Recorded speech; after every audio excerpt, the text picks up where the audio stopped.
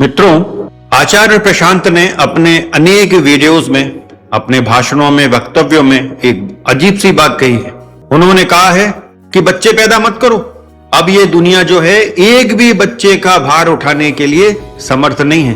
तो ये जो सोच है, क्या इस सोच को एक स्वस्थ सोच कहा जा सकता है? एक हेल्दी सोच है ये, या ये अस्वस्थ सोच है, या एक विकृत सोच है? मित्रों नमस्कार, हमारा नाम है हर्ष तिवारी और आध्यात्म जगत के चैनल रामायण बाय हर्ष तिवारी में हम आप सभी का बहुत बहुत स्वागत करते हैं। और आज की चर्चा का जो विषय हमने लिया है वो आचार्य प्रशांत के एक वीडियो का फैक्ट चेक है। अब आज के विषय को प्रारंभ करते हैं कि अब ये जो प्रकृति है वो किसी भी प्राणी की हो, मनुष्य की हो, पशुओं की हो, पक्षियों की हो, वो ऐसे ही चलती है कि मेल फीमेल आपस में मिलते हैं और उससे उनकी संतति पैदा होती है, बच्चे पैदा होते हैं और ये प्रकृति आगे बढ़ती है। ये दुनिया ऐसे ही चलती है। अब यदि कोई कहे कि बच्चे पैदा मत करो तो ये बात तो बड़ी अप्राकृतिक हुई, अतार्किक तो है ही, लेकिन प्रकृति के भी विरुद्ध है। क्योंकि मेल फीमेल की जो बनावट है, उनकी शारीरिक बनावट है, उनकी वैचारिक बनावट है, वो इसी प्रकार से डिजाइन की गई है कि उसमें मेल और फीमेल के समागम के परिणाम स्वरूप उनकी संतति पैदा होती है, उनके बच्चे पैदा होते हैं और ये प्रकृति को ऐसे ही चलाते हैं आगे। वो पशु पक्षी हो, मनुष्य हो, कोई भी हो। इवन वृक्षों में भी अपनी संतति आगे बढ़ाने का होता है। उसके माध्यम अलग हो सकते हैं, लेकिन वे भी अपनी संतति को पैदा करते हैं। अब यदि कोई सोच ले, यदि कोई मानव समुदाय है, बड़ा ग्रुप है मनुष्यों का, वो सोच ले कि अब हम लोग बच्चे पैदा नहीं करेंगे, तो इससे क्या होगा? इससे ये होगा कि बच्चे पैदा नहीं होंगे तो वो समाज धीरे धीरे समाप्त हो जाएगा। वो समाज कैसे आगे बढ़ेगा जब बच्चे पैदा नहीं होंगे? वो कह रहे हैं कि अपने बच्चे पैदा मत करो, गोद लो। तो यदि सभी लोग यही सोच लेंगे कि भैया बच्चे पैदा नहीं करना है, कि बच्चे पैदा नहीं करेंगे, तो गोद भी किसका लोगे? धीरे धीरे तो गोद लेने की जो संख्या है वो भी खत्म हो जाएगी। और बच्चे पैदा करने की आवश्यकता क्यों पड़ती है? उसके अनेक कारण हैं, लेकिन जो मनुष्य इस धरती पर पैदा हुआ है वो कोई अमर तो है नहीं। जो मनुष्य पैदा हुआ है उसकी मृत्यु भी निश्चित है। कोई अमर होकर नहीं आया है, जो पैदा हुआ है वो मरेगा एक दिन। प्रकृति जो है अपना संतुलन स्वयं स्थापित करती रहती है। आपने देखा कि कोरोना की महामारी में कैसे लाखों की संख्या में लोग काल के गाल में समा गए। ऐसे पहले भी अनेक महामारी आई हैं जिनमें मृत्यु ने अपना ग्रास लोगों को बनाया है। अब यदि कोई समाज सोच ले कि हम बच्चे पैदा नहीं करेंगे तो इसका नतीजा क्या होगा? बहुत जल्दी वो समाज जो है समाप्त हो जाएगा। और जब संख्या कम हो जाएगी तो आचार्य प्रशांत की बात सारे समाज तो मानते नहीं है, तो जब उस समाज की संख्या कम हो जाएगी तो ऐसे अन्य समाज जिनकी संख्या ज्यादा है वो इस गिनती में कम हो गए। समाज के जो संसाधन है, उन्होंने जो इतने वर्षों में तरक्की कर ली है, उस सब पर कब्जा कर लेंगे और उनकी बहन बेटियों को भी उनके सामने से ही ले जाएंगे, क्योंकि वे कमजोर हैं। अब तो संख्या का जमाना है, जिसकी संख्या ज्यादा होगी वही राज करेगा। तो जिनने संख्या कम कर करके अपने आप को कमजोर बना लिया है, वे उन लोगों का बड़ा सरल शिकार होंगे जिनकी जनसंख्या ज्यादा है। अब यदि वे ये बात कहते कि ज्यादा बच्चे पैदा मत करो, तो उससे ये समझ में आता है कि किसी महिला के शरीर पर बार बार गर्भ धारण करने से विपरीत प्रभाव पड़ता है, तो ये बात समझ में आती है। लेकिन वो तो ये कह रहे हैं कि बच्चे पैदा ही मत करो, गोद लो। तो ये बात तो बड़ी आपत्तिजनक है, क्योंकि वैसे ही हमारे समाज में लोग 1 या 2 बच्चे पैदा करते हैं, और यदि वो ही बंद कर देंगे तो फिर ये समाज कहां चला जाएगा? तो क्या आचार्य प्रशांत हमारे समाज को हिंदू विहीन कर इस भारत को किसी दूसरे देश को सौंपना चाहते हैं? अब जो मानव प्रकृति है, जो मानव देह की संरचना है, मानव शरीर की, उसमें जो स्त्री है, जो नारी जाति है, उसकी बनावट ही ऐसी है कि उसको सृजन करने के लिए बनाया गया है। ईश्वर का काम सृजन करना है, दूसरा सृजन जो है मातृ शक्ति है वो करती है। उनको सृजन का एक मौका दिया गया है कि आप उस ईश्वर के सृजन में भागीदार बनेंगे। एक मां के माध्यम से ही वो परमात्मा की प्रकृति चलती है। ये सृष्टि मां के कंधों पर दी गई है कि मां ही इस सृष्टि को चलाती है। परमात्मा होना इतना आसान नहीं है, मां होना भी इतना आसान नहीं है। यदि कोई स्त्री ये कहती कि मैं अब गर्भधारण नहीं करूंगी, ये मेरा निर्णय है कि बच्चे पैदा करूं नहीं करूं, मुझे बच्चे पैदा नहीं करना है, तो आपने ऐसा निर्णय कर लिया, ठीक है, निर्णय आपका है, लेकिन ये समाज आपको त्याग देगा। क्योंकि बांझ जमीन की कोई बहुत ज्यादा इज्जत नहीं होती है। आपके सामने सृजन का एक मौका था, आपने उसको ठुकरा दिया है। केवल सांसारिक उपभोगों के लिए ही जीवन नहीं दिया गया है आपको, इस नारी जाति को इस सृष्टि के सृजन की जिम्मेदारी भी दी गई है। यदि आप इस जिम्मेदारी से भाग जाते हैं, आप वो मौका खो देते हैं, तो आप अपने महत्व को समाप्त कर देते हैं। एक निश्चित उम्र तक ही ये मौका आपके हाथ में रहता है, लेकिन जैसे ही आप उम्र के उस पड़ाव को पार कर जाते हैं, तब आप चाह कर भी उस मातृत्व को हासिल नहीं कर सकते। आप चाह कर भी उस सृजन का कार्य जो आपको सौंपा गया था उसको नहीं कर सकते। वो मौका आप गवा चुके हैं। तो फिर पछताने के अलावा कोई दूसरा काम आपके पास रह नहीं जाएगा। जो स्त्री जाति की बनावट है शारीरिक, वो सृजन के लिए ही है। जब मातृत्व किसी स्त्री को प्राप्त होता है तो उसके शरीर में अपने आप वो दिव्य परिवर्तन हो जाते हैं कि वो अपने बच्चे को, अपनी संतति जो उसकी है, उसका भरण पोषण कर सके। उसकी मानसिकता में भी बदलाव होता है। एक स्त्री के शारीरिक अंग इस ढंग से बनाए गए हैं कि वो स्तनपान का मामला हो या जब बच्चा गर्भ में होता है तो गर्भ में भी मां जो भोजन करती है उसके माध्यम से वो बच्चा भी जो पेट के अंदर है वो भोजन ग्रहण करता है।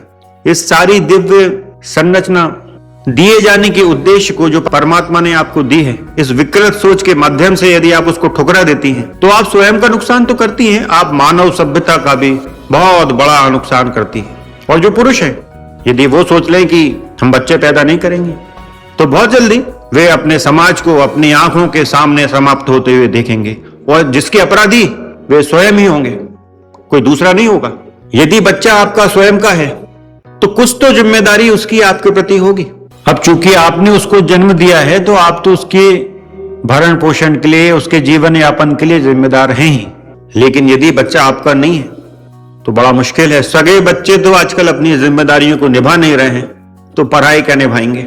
और जैसा कि हमारे हिंदू समाज में होता है कि मृत्यु के उपरांत जो बेटा है वो अग्नि देता है अपने माता पिता को, और यदि बच्चे नहीं होंगे स्वयं के तो न जाने फिर क्या होगा उन माता पिता का, कहाँ जाएंगे मरणोपरांत, कहाँ फेंक दिए जाएंगे, कुछ पता नहीं चलेगा। और जो आचार्य प्रशांत कह रहे हैं कि संसार का हर बच्चा आपको अपना क्यों नहीं लगता है, तो ये जो बात है, ये जो भावना है, ये बड़ी उच्च कोटि की भावना है। ये संत हृदय की भावना है। ये प्रत्येक व्यक्ति में नहीं उपज सकती, ये असंभव है। हर व्यक्ति संत नहीं हो सकता। जैसा कि भगवान गीता में कहते हैं कि हजारों में से कोई एक मेरी प्राप्ति के लिए जाता है। आज की जनसंख्या के हिसाब से देखें तो वो लाखों या करोड़ों में जाएगी संख्या की, करोड़ों में कोई एक मेरी प्राप्ति के लिए जाता है। तो ये जो विचार है, ये जो विकृत विचारधारा है, ये तो समाज के ताने बाने को बिल्कुल समाप्त करने के लिए एक विकृत सोच ही कही जा सकती है और कुछ नहीं कही जा सकती। अब ये सोच बड़ी अदूरदर्शी भी है। अदूरदर्शी क्यों है? अदूरदर्शी ये है कि आचार्य प्रशांत ये कह रहे हैं कि जैसे ये जो धरती है अब एक भी बच्चे का भार उठाने के लिए योग्य नहीं है, क्योंकि ये मनुष्य जो है दूसरे प्राणियों की जमीन पर रह रहा है। कब्जा कर लिया उसने, झाड़ पेड़ों की जगह पर, पशु पक्षियों की जगह पर उसने कब्जा कर लिया है। तो अरे भाई, यदि इस धरती पर जगह कम पड़ेगी तो विज्ञान इतना आगे बढ़ता जा रहा है तो मनुष्य दूसरे ग्रहों पर अपना निवास स्थान बना लेगा। स्पेस स्टेशंस बड़े बड़े बना लिए जाएं, इस पर वो निवास कर सकता है। और अनेक यौगिक विधियां ऐसी हैं जिसमें तो भोजन की भी आवश्यकता नहीं है। आदमी हवा का सेवन कर कर भी जीवित रह सकता है। प्रदूषण की समस्या तो हमारी यहाँ है, धरती पे के आसपास है ना, आकाश में तो नहीं है। तो ऐसा वायुमंडल ढूंढा जाए कहीं जहां सांस लेने के लिए ऑक्सीजन है, तो वहां जीवित रहा जा सकता है। केवल वायु के सेवन से किसी योगी से वो विधि सीखना होगी बस। या अनेक ऐसे ग्रह ढूंढे जा सकते हैं जिन पर मानव जीवन के लिए जो उपयोगी आवश्यकताएं हैं उनकी पूर्ति हो जाए, वहां रहने लगे। लेकिन यदि ये सोचा जाए कि इस धरती पर जगह ही नहीं बची है तो बच्चे पैदा करना ही बंद कर दो, तो ये सोच तो ना तो व्यवहारिक है ना तार्किक है, बड़ी अतार्किक है। उनका ये तर्क जो है आचार्य प्रशांत का, ये तर्क ही बड़ा तार्किक है। ये तर्क नहीं, एक प्रकार से कुतर्क है। क्योंकि यदि बच्चे पैदा नहीं करोगे तो आपकी जो संपत्ति है, आपने जो पूरी ताउम्र जो संसाधन इकट्ठे किए हैं, उन पर दूसरे लोगों का कब्जा हो जाएगा। और ये जो आपकी संपत्ति है, जो आपके संसाधन है, ये केवल सांसारिक नहीं है कि आपने धन दौलत बहुत सी इकट्ठी कर ली। आपके जो विचार हैं वो भी आपकी संपत्ति है, आपकी जो साधनाएं हैं वो भी आपकी ही संपत्ति है। आपके जो कर्म हैं वो भी आपकी ही संपत्ति है।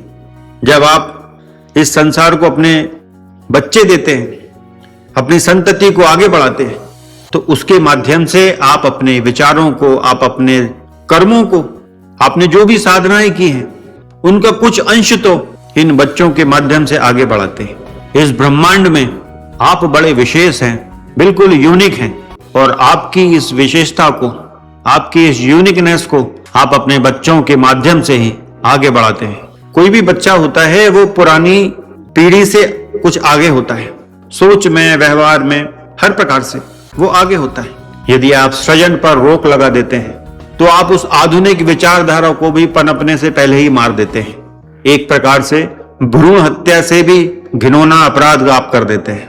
अब कल्पना करिए कि यदि आचार्य प्रशांत के 6 से 7 करोड़ फॉलोअर्स हैं, उनमें से हो सकता करोड़ों लोग उनके शिष्य भी हों, तो यदि उनमें से आधे लोग भी उनकी इस बात को मान लेते हैं कि बच्चे पैदा मत करो, और वो बच्चे पैदा करने को वो लोग राजी नहीं होते हैं, वो संकल्प ले लेते हैं कि हम बच्चे पैदा नहीं करेंगे, तो सोचिए जरा इस बात के परिणाम कितने भयानक होंगे। अब कोई लड़की है, उसका विवाह नहीं हुआ है, और वो आचार्य प्रशांत की इस बात को मानकर संकल्प ले लेती है कि मैं बच्चे पैदा नहीं करूंगी, ये मेरा निर्णय है, मेरी लाइफ है, अब मैं बच्चे पैदा नहीं करूंगी। तो समाज फिर दूसरा तरीका निकाल लेगा कि ऐसी लड़की जो कहती है कि मैं बच्चे पैदा नहीं करूंगी तो उसको विवाह की लिस्ट में से हटा दिया जाएगा, या तो वो कोई ऐसा पति ढूंढे जो राजी है कि भैया ठीक है हम लोग बच्चे पैदा नहीं करेंगे।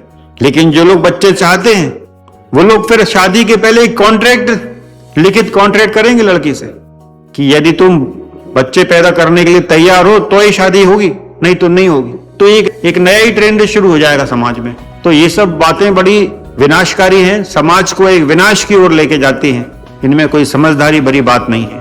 अब आचार्य प्रशांत जो हैं उनके 6 से 7 करोड़ फॉलोअर्स हैं, 60 to 70 मिलियन उनके सब्सक्राइबर्स हैं।